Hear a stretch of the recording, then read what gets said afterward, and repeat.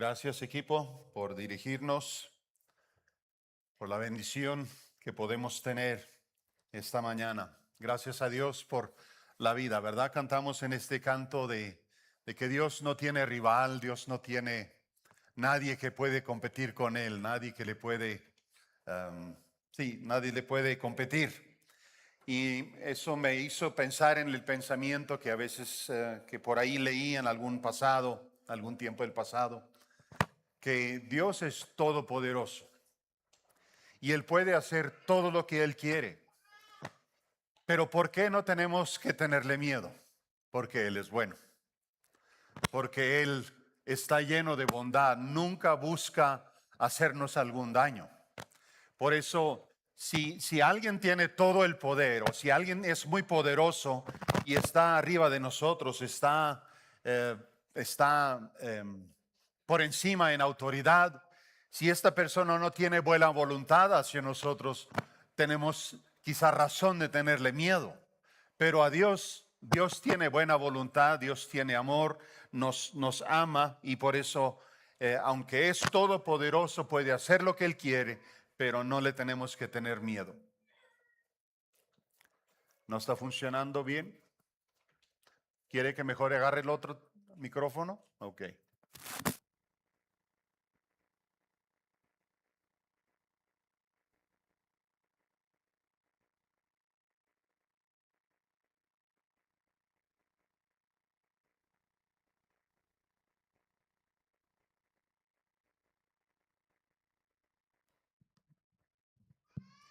Muy bien. Nuevamente, bienvenidos todos y vamos a adentrarnos en la palabra de Dios. Tengo titulado el mensaje de hoy La verdad del Evangelio y queremos ver en lo que es la verdad del Evangelio. Quizá les suena muy básico, pero en eso vamos a enfocarnos ahora. Se cuenta la historia de dos varones en una lancha en un río muy tempestuoso. El agua era extremadamente turbio y se aproximaban a una cascada en ese barquito, en esa lancha. Y no había manera de sobrevivir esta cascada si llegaran a caer por ella. Los varones estaban conscientes de su peligro y luchaban por su vida. Al lado del río había algunas personas que les lanzaban las cuerdas salvavidas para salvarles la vida, para sacarlos de allí. La lancha ya se había volteado y los varones luchaban en la corriente tempestuosa. Uno de estos varones agarró la cuerda salvavidas y fue jalado a la ribera del río. El otro hizo un error fatal, se aferró a un pedazo de madera que iba flotando por la corriente. El destino o la suerte de estos dos varones dependía de su decisión. Ambos se agarraban de algo. La decisión de uno lo llevó a la vida, mientras que la decisión del otro lo llevó a la muerte. Hoy, estos varones representan a la humanidad. Los humanos somos llevados por la corriente de la vida, nuestra existencia, y seguramente la cascada viene. No hay vuelta atrás. No llevamos nosotros el control del tiempo que tenemos, pero sí podemos decidir. Y de hecho, cada uno de nosotros decide, queramos o no. ¿Sí? El Evangelio de Jesucristo es la cuerda salvavidas que se nos ofrece. Y si decidimos aferrarnos al Evangelio, podemos ser salvos. Pero si nos aferramos a algo distinto, las ideas, las filosofías del mundo, cualquiera que sean, nuestro destino es la cascada y perecer eternamente al final. Pero tenemos una cita en 1 Timoteo 2, 4 a 6 como introducción, que dice así, hablando de que debemos orar y todo eso, y luego habla el cual, hablando de Dios, el cual quiere que todos los hombres sean salvos y vengan al conocimiento de la verdad. tú y yo caminando o flotando, si lo vamos a decir así, por este río de la vida, estamos allí. Vamos hacia la cascada, hacia la muerte, hacia nuestro fin terrenal. Pero hay quien, nuestro Dios, quiere que todos los hombres sean salvos y vengan al conocimiento de la verdad, que todos nos agarremos de la cuerda salvavidas. Porque hay un solo Dios y un solo mediador entre Dios y los hombres, Jesucristo, hombre, el cual se dio a sí mismo en rescate por todos, de lo cual se dio testimonio a su debido tiempo. Así es que este pasaje para darnos a entender que todos vamos por este río y hay una salida y es Jesucristo. Hoy vamos a dar inicio a lo que yo creo que va a ser una serie de mensajes del libro de Colosenses. Y las personas de Colosas, de esta ciudad, respondieron a este mensaje del Evangelio que nos estamos compartiendo de maneras muy distintas, al igual que los seres humanos de hoy. Hoy la gente también responde de manera muy distinta al llamado del Evangelio.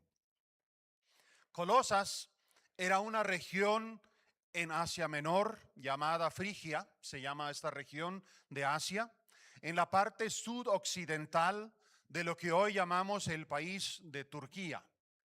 Estaba más o menos a una distancia de 15 kilómetros de la Odisea, una de las 7 iglesias del Apocalipsis. Colosas, esta región y esta ciudad, tuvo influencias religiosas de diferentes lados. Hubo influencia judía, influencia gnóstica, influencia pagana. Y conociendo nosotros un poquito de estas influencias que tenían estas personas que conformaban la iglesia de Colosas, nos ayuda a entender la preocupación de Pablo para esta iglesia. El gnosticismo fue una de las influencias. El gnosticismo elevó el conocimiento espiritual personal pagano, pues, por encima de la enseñanza bíblica y la autoridad de la iglesia. Los gnósticos creían que la materia física, lo que tú puedas tocar, materia física, es maligna en sí, y algunos de ellos tendían a ser extremos en dos maneras. Unos gnósticos, creyendo esto que la materia está mala, decían, bueno, si se siente bien, de todos modos, hazlo. Ya es malo, pero hazlo si se siente bien. Y el otro extremo de los gnósticos era el ascetismo. Y el ascetismo es esa idea que quiere decir que toda la materia es mala y solo la usaremos todo aquello lo que es indispensable. Vamos a causar nuestro sufrimiento a nuestro cuerpo, comemos lo menos posible, nos lavamos lo menos posible, hacemos lo menos posible tocar las cosas del mundo porque todo es malo. Los gnósticos.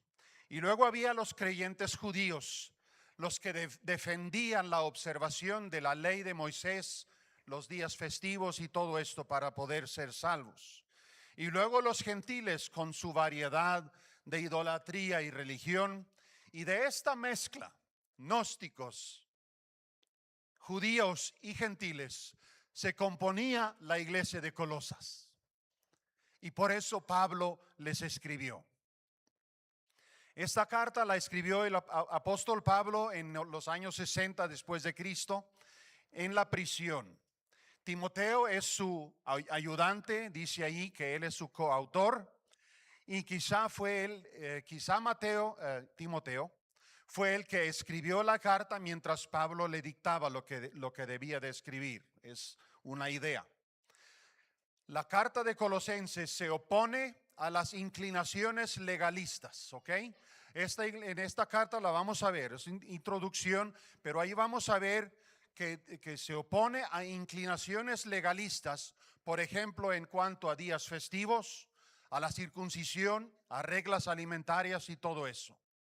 Pero nosotros, notaremos que Pablo no habla detalladamente de estas cosas. No dice tanto de los detalles, simplemente Pablo lo que hace, él les muestra a los creyentes que todas estas leyes que ustedes quizá están tratando de cumplir, ya se cumplieron en una persona, Jesús. Entonces, este libro en su totalidad lo vamos a estar viendo si vamos a seguir con la serie. El libro de Colosenses tiene un título arriba de ese libro que le llamamos la supremacía de Cristo. ¿Ok?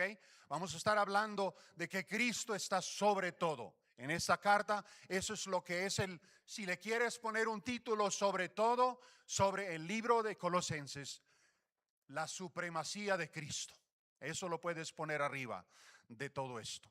Ahora, primer pasaje, Colosenses 1 del 1 al 8. La verdad del Evangelio.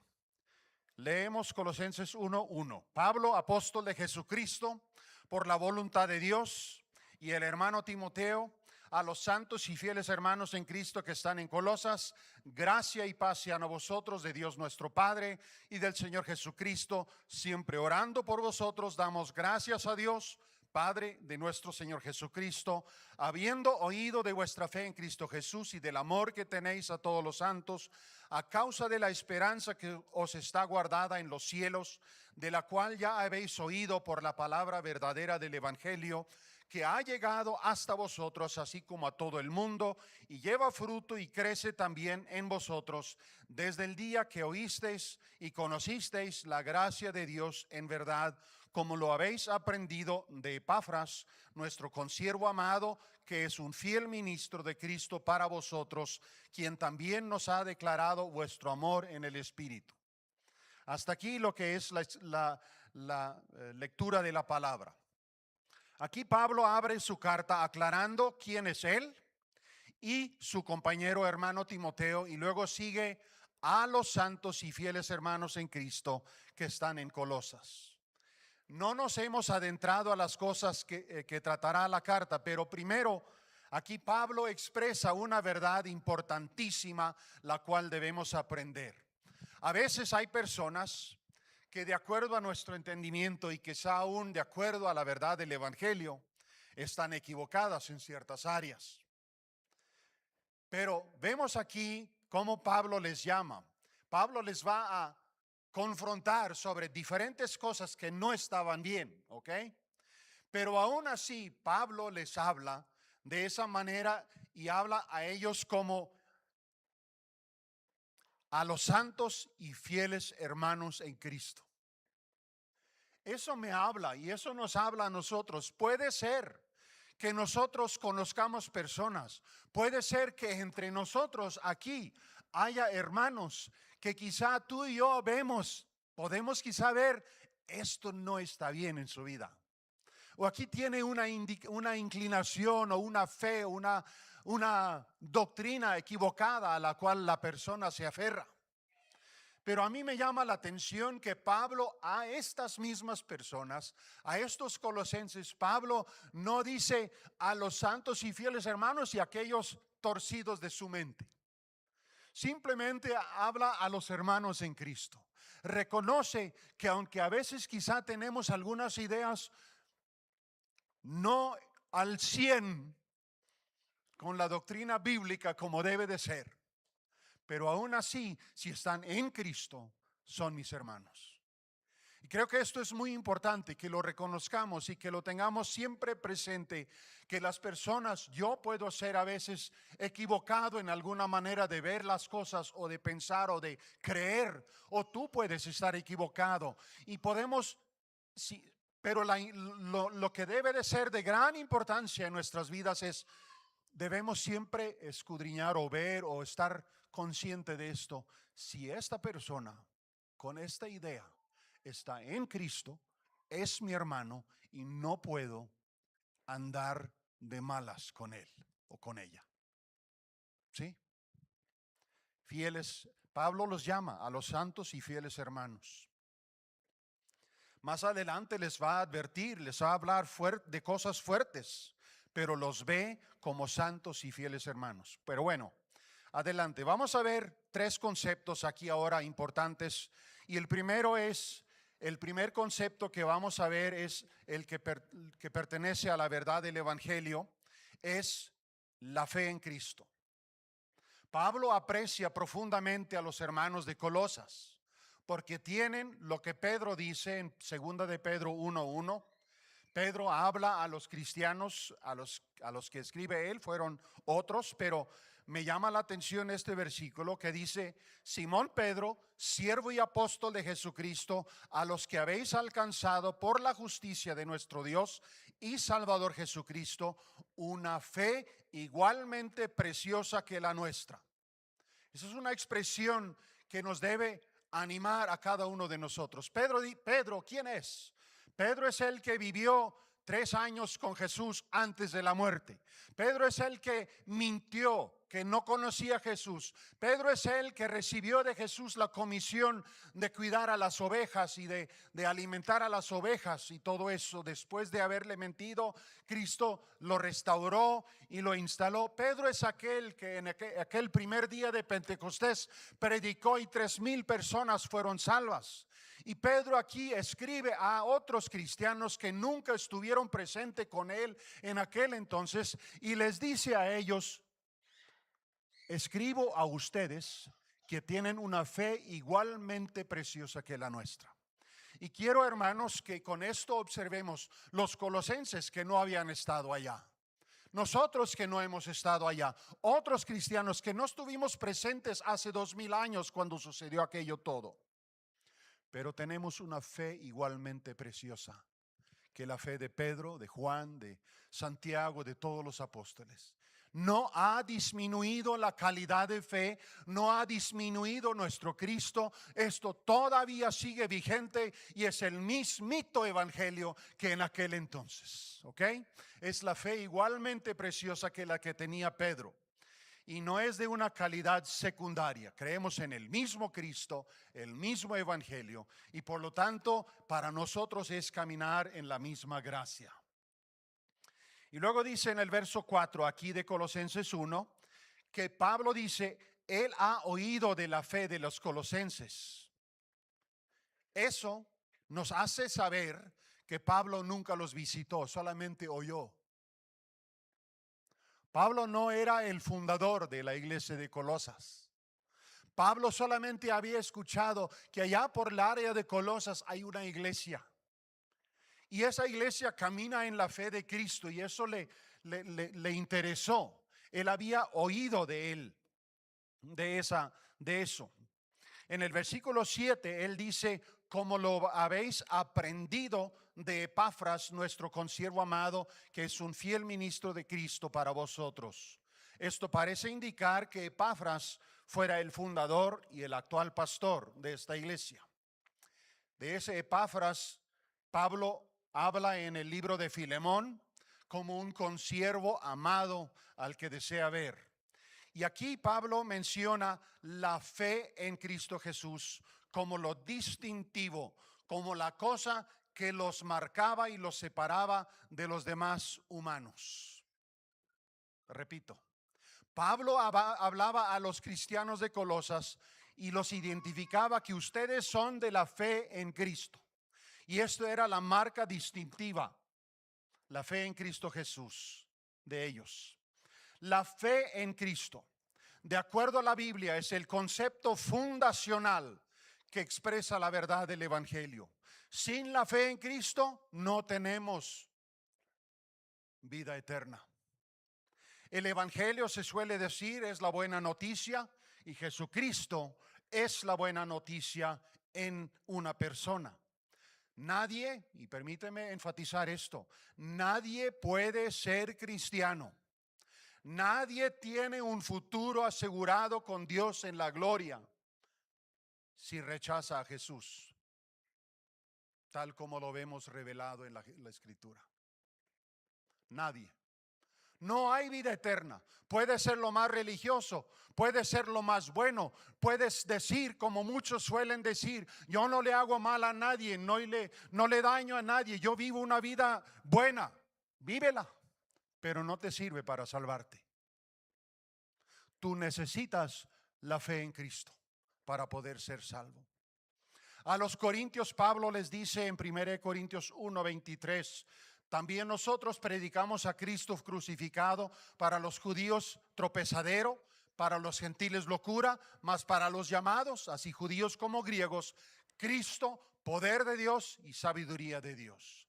Para ser un creyente de acuerdo a la Biblia, debemos y tenemos que creer en Cristo. Creer en la obra salvadora completa de Cristo. Esta es la fe en Cristo.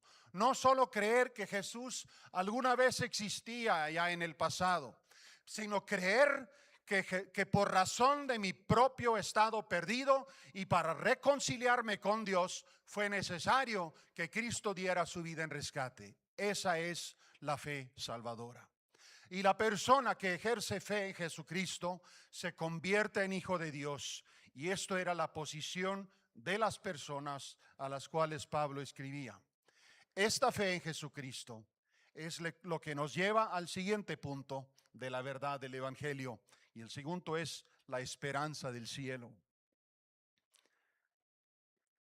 Tenemos un objeto de fe, Jesús. Tenemos una meta de nuestra fe, el cielo.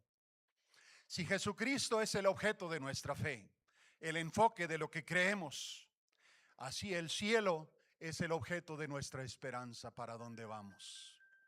Anoche me llamó la atención en el convivio que se hizo con los que se accidentaron en camino a Huápoca y todos los involucrados.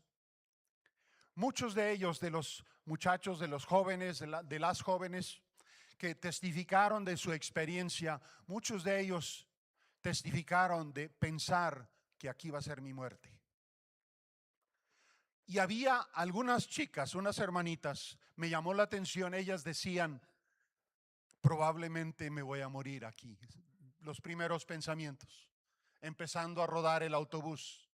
Probablemente me muero, pero yo voy con Jesús. Este fue el pensamiento que estuvo en algunas de sus mentes. ¡Qué maravilloso! Que esta esperanza podemos tener en momentos así, son segundos, donde de repente, y este pensamiento puede llegar, quizá voy con Jesús ahorita, en este momento. Nuestra esperanza como cristianos es estar algún día en la presencia de aquel Jesucristo en el cual hemos creído. La doctrina que la vida terrenal solo es para un breve periodo de tiempo y que el cielo es la meta suprema del creyente es una doctrina central de del Nuevo Testamento. Jesús se refirió a esto muchas veces en sus enseñanzas, las parábolas y más, de que había un día va a haber juicio y ovejas y cabras y puerta cerrada, puerta abierta, todo ese tipo de enseñanzas de Jesús. Eso nos hace saber que la meta de la salvación, la meta final, es estar un día con el Señor Jesucristo. Y esta esperanza de los colosenses y también la nuestra está arraigada en la verdad del Evangelio, según el verso 5. A causa de la esperanza que os está guardada en los cielos, de la cual ya habéis oído por la palabra verdadera del Evangelio. Esta esperanza, escúchenme, no es una posibilidad dudosa. La esperanza del cielo, amados hermanos, no es una posibilidad dudosa. Jesucristo no dio su vida en la cruz para que toda la vida vivamos sin seguridad y confianza plena. Esta esperanza es una esperanza segura, y Pablo dice en Romanos 5:5 que esta esperanza no avergüenza, porque el amor de Dios ha sido derramado en nuestros corazones por el Espíritu Santo que nos fue dado. En este verano que ya casi lo estamos pasando, con frecuencia hemos dicho, ojalá llueva. O esperamos que hoy llueva. Vimos las nubes y algo similar dijimos por ahí. Expresamos deseo y al parecer una posibilidad dudosa. Ojalá llueva, estas nubes como que no, pero ojalá. La esperanza del cielo no es ojalá pueda algún día. La esperanza del cielo es segura. Yo voy con Cristo. ¿Por qué? Porque creo en Jesús. Porque me he arrepentido, he puesto mi confianza en Cristo. Él es el que dio su vida por mí. No es algo, ojalá pueda ir. No, yo voy con Cristo, porque Él aquí ya está conmigo, ya me salvó, ya estoy caminando con Él y yo voy con Cristo. Tengo la fe en Cristo y tengo la esperanza de estar un día con Él. No es una quizá, ojalá, dudoso. No, es una seguridad. 1 Pedro 1, 3 a 5 lo voy a leer. Bendito el Dios y Padre de nuestro Señor Jesucristo, que según su grande misericordia nos hizo renacer para una esperanza dudosa. ¿Me equivoqué?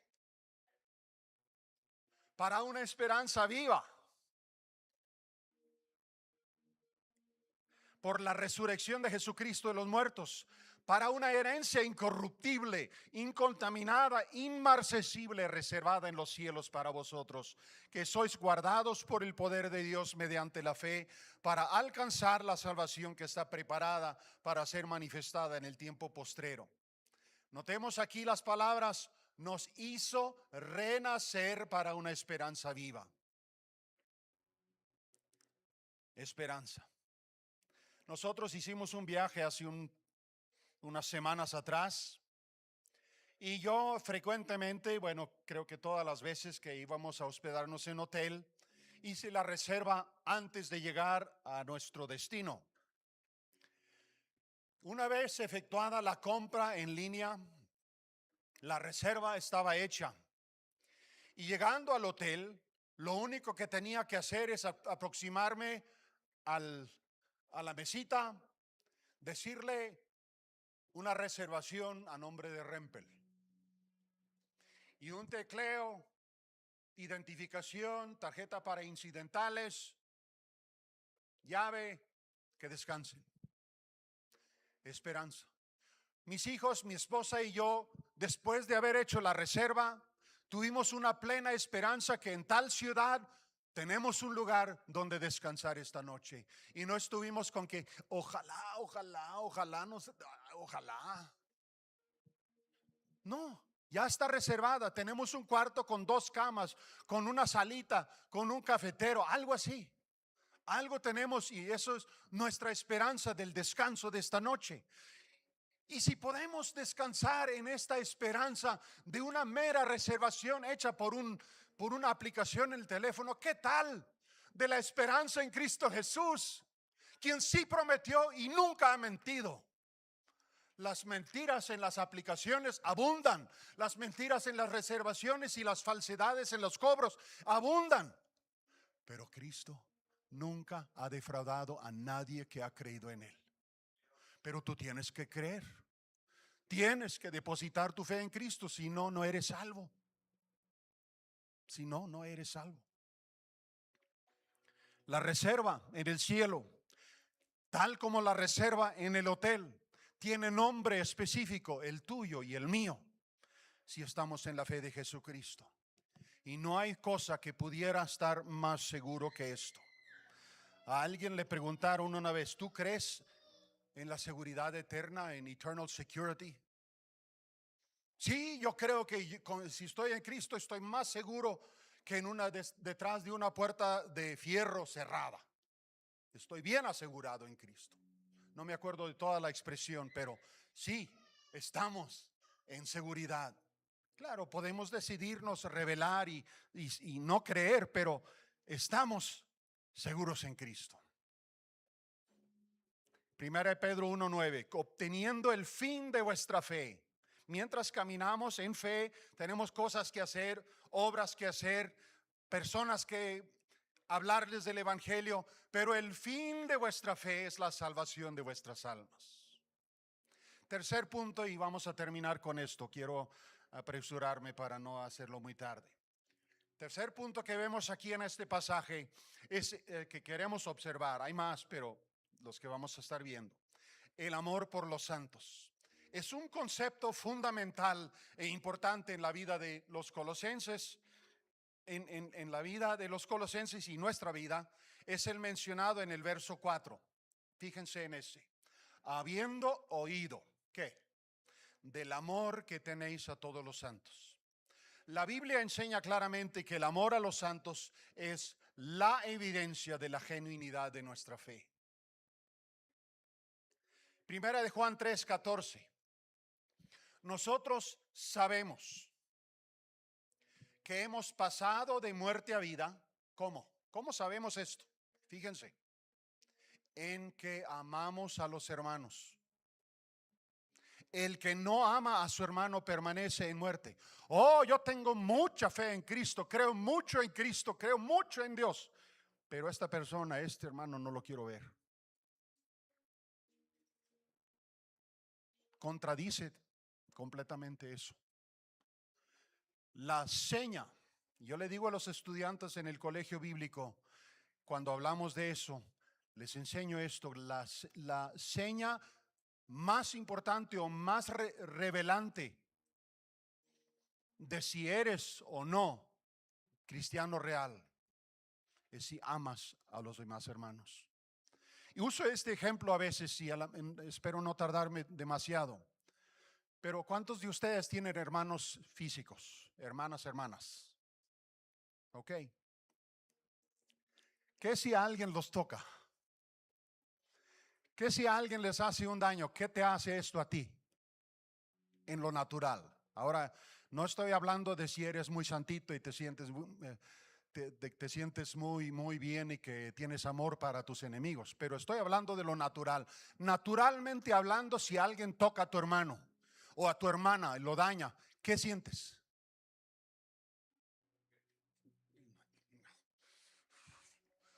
No se me acerca. Te voy a dar. ¿Sí? No me acuerdo. Yo me acuerdo cuando yo era jovencito.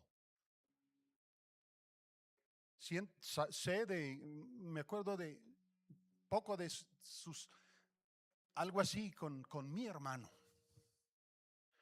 Y hoy, si alguien hace algo a mis hermanas o mi hermano, naturalmente yo me puedo sentir así un poco. Hierve la sangre en mis venas. Y tú no te me acerques porque sí. ¿Por qué? El amor de hermano. ¿Qué sientes cuando tus hermanos en Cristo están en problemas? Ahora no estamos hablando de lo carnal. Pero me llega a veces, mi hermano está siendo atacado por el enemigo. Mi hermano está en una situación difícil en su vida. ¿Qué siento? Puede llegar el momento en mí donde, Señor, o donde tenemos esa compasión que nos agarra del corazón y que amamos a nuestros hermanos.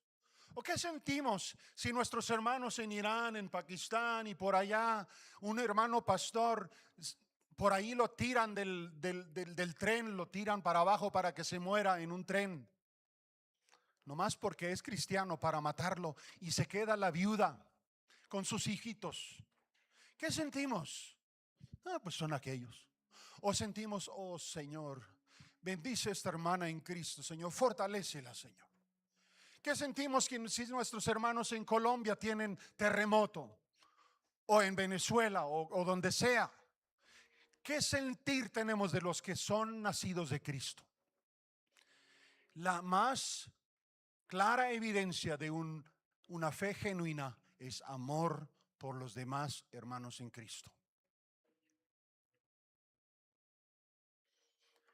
Primera de Juan 5:1. Todo aquel que cree que Jesús es el Cristo es nacido de Dios. Y todo aquel que ama al que engendró. ¿Quién es Él? Él es Dios. Todo aquel que ama al que engendró, ama al que te dio la vida, el que inició esto en ti, ama también al que ha sido engendrado por Él. Ama a los demás hijos de Dios. Otro verso, 1 Juan 4:20. Si alguno dice yo amo a Dios y aborrece a su hermano, es mentiroso, pues el que no ama a su hermano, quien ha visto, ¿cómo puede amar a Dios quien no ha visto? Si Cristo es Él en quien creemos, si tenemos esperanza de estar en el cielo con Él, entonces esto hace una diferencia en nuestro amor hacia nuestros hermanos en Cristo. ¿Tienes fe en Cristo? ¿Tienes esta esperanza de estar un día en el cielo? Entonces amas a tus hermanos. Padre, escudriña nuestros corazones. Tú que conoces todo, no necesitas escudriñarnos para conocernos. Pero si tú nos escudriñas y, Señor, nos haces saber lo que tú ves, ayúdanos a recibir esto de ti, Señor. Lo que tú bien sabes de nosotros, si creemos en ti debidamente, como lo dice el Evangelio. Y si tenemos esta esperanza de estar un día contigo en el cielo, Padre, ayúdanos a amar a nuestros hermanos en Cristo. Nuestros hermanos aquí en nuestro medio, nuestros hermanos alrededor en congregaciones vecinas, nuestros hermanos más allá en nuestro estado, Señor, en otros pueblos, Padre, en otros estados, en nuestro país, en otras naciones, Padre. Ayúdanos a amar, Padre. Obra en nosotros una compasión y una unidad en Cristo, Señor, tal como debe de ser. Padre, que te creamos como debe de ser, que tengamos nuestra esperanza viva en el cielo y que nos amemos tal como debe de ser como cristianos. Padre, esa es nuestra petición y pedimos, Señor, que tu Espíritu Santo obre en nosotros. Padre, ahorita que vamos a terminar con un canto de alabanza, Señor, mueve en nosotros y ayúdanos todos a responder propiamente a ti, Señor, en el nombre de Jesús. Amén. Si alguien deseara orar mientras alabamos con el último canto y quieren pasar al frente para orar, con mucho gusto, mucha confianza. Dios los bendiga.